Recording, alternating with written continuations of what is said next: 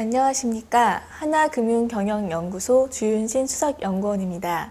제가 오늘 말씀드릴 주제는 지난 9월 재무장관이 도입 논의 의향서에 서명한 펀드 패스포트 도입에 따른 영향 및 시사점입니다.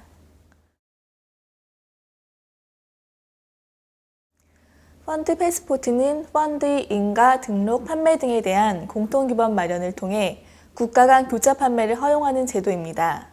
이는 기본적으로 참여 국가들 간 단일 펀드 판매 시장을 형성하고 규모의 경제를 통해 자산운용업 및 자본시장의 발전을 도모하는 제도입니다. EU의 UCITS 지침이 펀드 패스포트의 대표적 예로서 유럽에서는 펀드 패스포트가 안정적인 노후자금 마련을 위한 수단으로 활용되며 펀드 산업 성장에 기여했다는 평가를 받고 있습니다. 2010년 호주의 제안으로 아시아 지역 펀드 패스포트인 ARFP 도입 논의가 아시아 태평양 경제협력체인 아펙 차원에서 처음 진행되었습니다. 여기에는 우리나라를 비롯해 일본, 호주, 싱가포르, 말레이시아, 뉴질랜드, 인도네시아, 태국, 베트남, 필리핀, 홍콩, 대만 등의 국가가 참여하고 있습니다.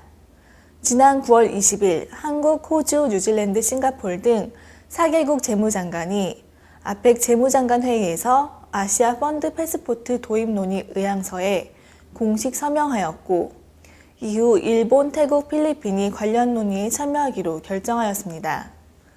대만, 말레이시아, 홍콩, 인도네시아 등은 현재 마련되어 있는 아시아 펀드 패스포트 방안에 대한 충분한 내부 검토 이후 의견을 표명할 것으로 예상되고 있습니다. 다만 이번 서명으로 펀드 패스포트 참여 여부가 확정되지는 않으며 최종 참가 여부는 국내 자산운용업계의 역량 등을 종합적으로 고려해 2014년 말 결정할 방침입니다. 펀드 패스포트의 조속한 실행을 위해 향후 4개국을 중심으로 펀드 상호 교차 판매 허용을 위한 구체적 논의가 진행될 예정입니다. ARFP 논의에서 가장 중요한 이슈는 참가국의 범위와 대상 펀드 등록 절차, 운용 등의 세부 도입 방안입니다.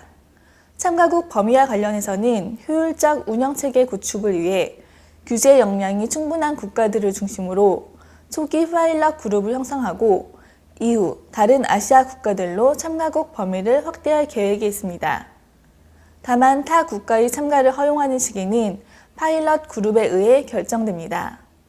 또한 펀드 판매, 정보 공개 의무 등 투자자와 상호작용이 필요한 업무의 경우에는 판매국의 법규를, 펀드 인가, 등록 및 승인 등과 관련한 업무는 설정국의 법규를 따르는 등 개별 국가의 법 개정을 최소화하는 방향으로 펀드 패스포트 도입이 진행될 예정입니다.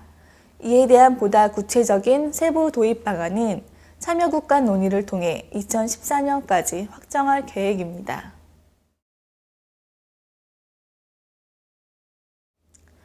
아시아 펀드 시장에서 한국의 입지는 상대적으로 높은 편입니다.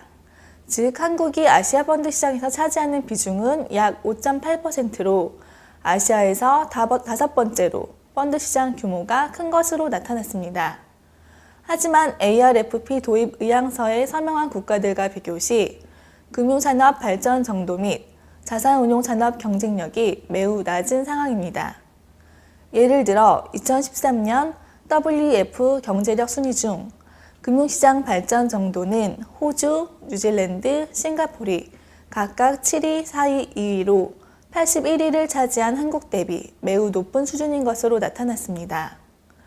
GDP 대비 펀드 시장 규모의 경우에도 뉴질랜드를 제외한 호주, 싱가포르이 각각 한국이 4.7배 및 20.7배로 매우 높게 나타났습니다. 유럽에서는 UCITS 지침 도입 이후 펀드 시장이 크게 성장하였습니다. 즉 UCITS3가 도입된 2001년 이후 엄격한 EU 규제체제 하에서의 표준화된 상품 판매 등으로 유럽 펀드 시장은 타 지역보다 훨씬 빠른 성장세를 시현 1990년대 초 대비 양적으로 9배 정도 성장하였습니다. UCITS 도입 이후 유럽 주요국들이 개별적으로 자신들의 장점에 특화하면서 유럽 영내 펀드 산업의 경쟁 및 분업 구도도 변화하였습니다. 경제 규모가 작고 자산 운용 산업이 발달하지 않았던 룩셈부르크와 아일랜드는 각종 세제 혜택 제공 및 인프라 구축 등 정부 주도의 발전 전략을 수립하고 유시 지침 도입에 선제적으로 대응한 결과 펀드 설정국으로서의 입지를 구축하였습니다. 또한 이들의 급성장으로 인해 기존이 독자적이고 완결적인 산업구조를 유지했던 펀드 강국 프랑스 및 독일의 입지는 상대적으로 약화되었습니다. 펀드 패스포트 도입은 우선 상품 측면에서의 선택폭 확대, 규모의 경제를 통한 펀드 투자 비용 감소, 경쟁 심화에 따른 상품 혁신 및 서비스 수준 강화 등 투자자에게 많은 혜택을 제공할 것으로 예상됩니다. 자산운용사 입장에서도 국내 운용사의 펀드를 해외 투자자에게 쉽게 판매할 수 있게 됨에 따라 고객 기반 확대가 예상되며 은행, 증권 등 펀드 판매사도 고객에게 판매할 수 있는 상품이 보다 다양해지는 효과가 존재합니다. 하지만 국내 펀드 투자 수요를 해외 자산운용사에게 잠식당하는 등 펀드 시장에서의 경쟁 심화에 따른 국내 자산운용업계 수요 기반 약화는 불가피하며 이에 따라 금융위기 이후 침체 국면에 있는 펀드 시장이 더욱 위축될 가능성도 존재합니다. 정부는 장기 투자 펀드에 대한 세제 지원 등을 통해 국내 투자자의 장기 투자 요인을 제공하고 국내 자산운용사의 해외 진출 및 펀드 패스포트 참여 시 역차별 방지를 위한 제도 개선 노력을 할 필요가 있습니다.